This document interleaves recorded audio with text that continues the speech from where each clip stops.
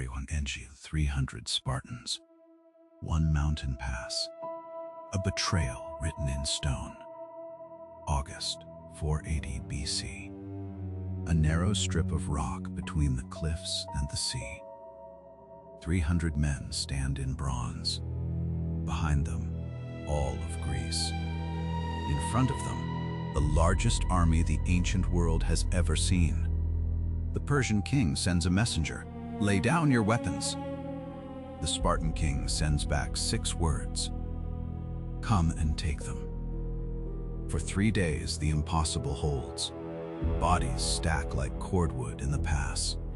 The sea turns red. The mountain learns the smell of burning men. Then, a goat path, a traitor, a whisper in the dark. By dawn on the 4th day, 300 shields lie broken under a hill of arrows. The king is dead. The bodyguard is dead. And history will spend the next 25 centuries trying to figure out what really happened in that pass. This is the file on Leonidas and the last stand at the Hot Gates, Act 1. The stain.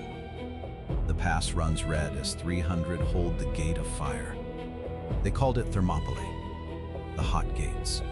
Sulfur springs hissing out of the rock, steam curling off the stones like the place was already on fire. 50 feet wide at its tightest. Cliff on one side, sea on the other. A funnel, a meat grinder waiting for meat. Leonidas picked it on purpose. Meat. He arrived with 300 Spartans, handpicked. Every one of them a father with a living son, because Sparta knew. Sparta always knew. These men were not coming home. Add the allies, Thespians, Thebans, Helots carrying the shields. Maybe 7,000 Greeks total, dug in behind an old crumbling wall. Across the plain, Xerxes, king of kings, 250,000 men. Some say 1,000,000, Medes, immortals, Scythians, cavalry from the steppes, archers who could black out the sun. The first wave came on day 1, the Medes, wicker shields, short spears. They hit the Spartan line and they broke on it like surf on a seawall. The bronze did not move. Spartan spears punched through wicker, through linen, through flesh. The Medes fell in heaps. The next rank climbed over their own dead and fell on top of them. Xerxes sent the immortals, 10,000 of his best. The pride of Persia. Same story, different uniforms. The Spartans fought in shifts, rotating the front line like a man might rotate a tired arm. They feigned retreat. They drew the Persians in. Then they turned, and the slaughter started over. Bodies piled so high, the Persians had to climb their own dead to reach the Greek line. The hot springs ran pink, then red, then black. 2 days. 2 days of this. Xerxes watched from a throne carved into the hillside. They say he stood up from it 3 times. They say he was afraid for his empire. And then, on the evening of day 2, a Greek slipped through the Persian camp. A local, a nobody, with a map in his head and silver in his pocket. His name was Ephialtes, and he knew about the goat path. Act 2. The shadows. A traitor sells a footpath and the gods stop answering. Let us talk about the politics. Because every last stand has a back room. Sparta did not want to be at Thermopylae. Not really. Not in force. Sparta was busy. There was a religious festival, the Carneia. You do not march to war during the Carneia. The gods get upset. So the Ephors, the old men who actually ran Sparta, they sent 300. A token, a gesture. A king and his bodyguard to die in a pass while the rest of the army finished its prayers. 300 men against an empire. The other Greeks were no better. Athens was packing its bags, ready to burn its own city and flee to the ships. Thebes was already cutting deals with Persia under the table. The Peloponnesian states were building a wall across the Isthmus of Corinth, writing off everything north of it. Leonidas knew. He had to know. He took the job anyway. Now, back in the pass, Day 2 ends. The Greeks count their dead. A few hundred. The Persians have lost thousands, maybe 20,000. Nobody is counting Persian bodies anymore. And then the scout comes running. There is a path around the mountain, a goat track called the Anapeia. It comes out behind us. 1,000 Phocian Greeks were guarding it, supposedly. In theory, Ephialtes led the immortals up that path in the dark. The Phocians heard footsteps in the leaves and assumed it was a small raiding party.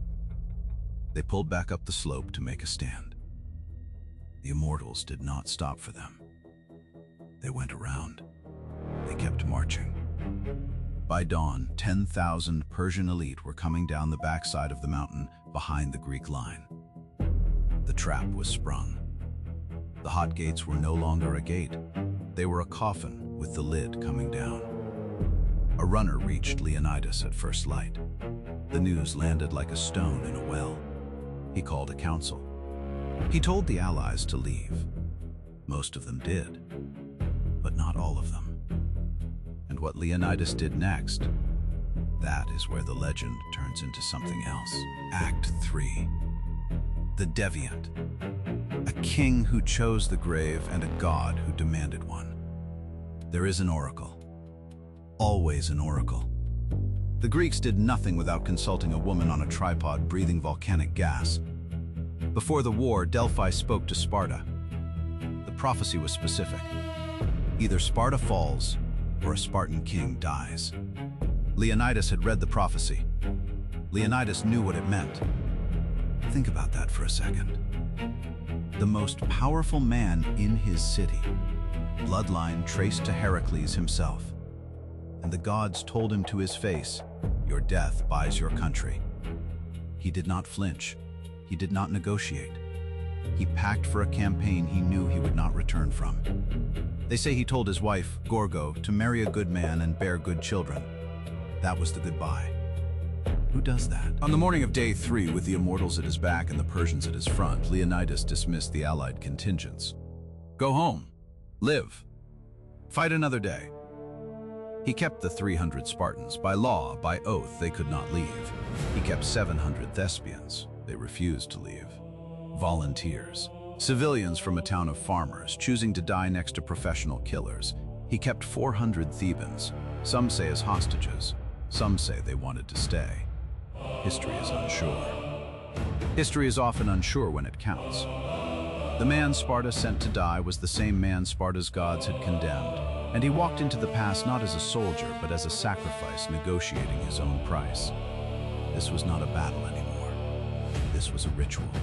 Leonidas told his men to eat a good breakfast. He said, "Tonight we dine in Hades." Then he did something tactically insane. He marched them out of the narrow part of the pass, out into the open, where the Persian numbers could finally surround them. He was not trying to win, he was trying to kill as many of them as possible before he fell. The Persians came on with whips at their backs, their own officers driving them forward, because by now they knew. They knew what waited in the bronze line. And Leonidas waded into them like a man going home. Act 4. The Trap. Arrows like rain in a king's body fought over in the dust. Dawn. Day 4. The trumpets sound on both sides of the pass. The Spartans hit first. Long spears. Disciplined ranks. The phalanx grinding forward into a sea of men. Persian spears shattered on Greek shields. Spartan spears broke off in Persian chests. They drew their swords. Short, brutal, stabbing weapons. And still the bronze moved forward. Leonidas went down somewhere in the middle of it. Nobody knows the exact moment. An arrow, a spear, the flash of a sword. One king among thousands of dying men. His body fell into Persian hands, and the Spartans went back for him. 4 times, 4 separate charges, into the heart of the Persian army to recover the corpse of their king. They killed 2 of Xerxes' own brothers in the fighting around the body. They got him back. They dragged him to a small hill in the pass, a mound of earth, maybe 20 feet high. By now, the immortals had closed the back door. The Greeks were surrounded. Spears were broken. Swords were chipped to nothing. They fought with knives. They fought with hands. They fought with teeth. Herodotus tells us this. Teeth. Xerxes did not want to lose any more men. He pulled his infantry back. And then he gave the order every commander gives when honor runs out. He called up the archers. Loose. The arrows came down like a black rain. Like the sky had decided to end it. The legend says there were so many arrows in the air, they blotted out the sun. A Spartan named Leonidas, when he was told this before the battle, he had laughed. He had said, "Good, then we shall fight in the shade." Leonidas died on that hill. When the arrows stopped, Persian soldiers walked up the mound to confirm the kills. They found 300 bodies, bronze still on them, shields still up. Xerxes walked the field afterward. He found the body of Leonidas, and the King of Kings, the master of the largest empire on earth, ordered the corpse beheaded and crucified. That is not what a victor does. That is what a frightened man does. Act 5. The Void. The pass empties, the legend begins, and Greece learns what a sacrifice costs. So what did it buy?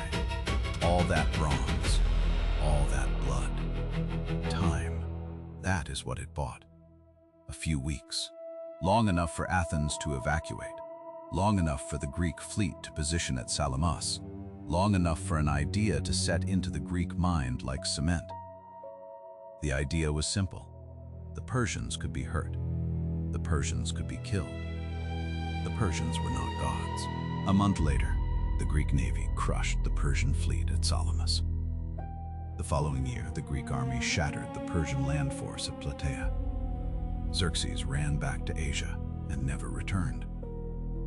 The free city-states of Greece survived. Democracy survived. Philosophy survived. The whole shape of the Western mind, every law, every play, every argument about what a citizen is, all of it ran through the gap that 300 men held open for 3 days. They never knew. None of them. They died in the dust thinking they had lost. Ephialtes, the traitor, he fled. A bounty on his head. Years later, killed in a brawl over something unrelated. His name still means nightmare in modern Greek, the language remembered. Gorgo, the queen, raised her son alone. The boy grew up to be a king.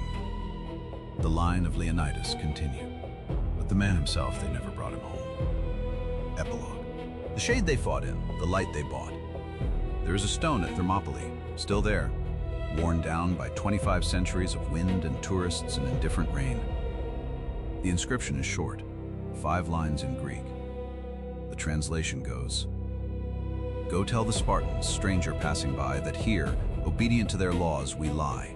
No glory, no God, no promise of paradise, just an instruction. Tell them where we are." 300 men chose a grave so a civilization could keep its name. And the civilization they died for?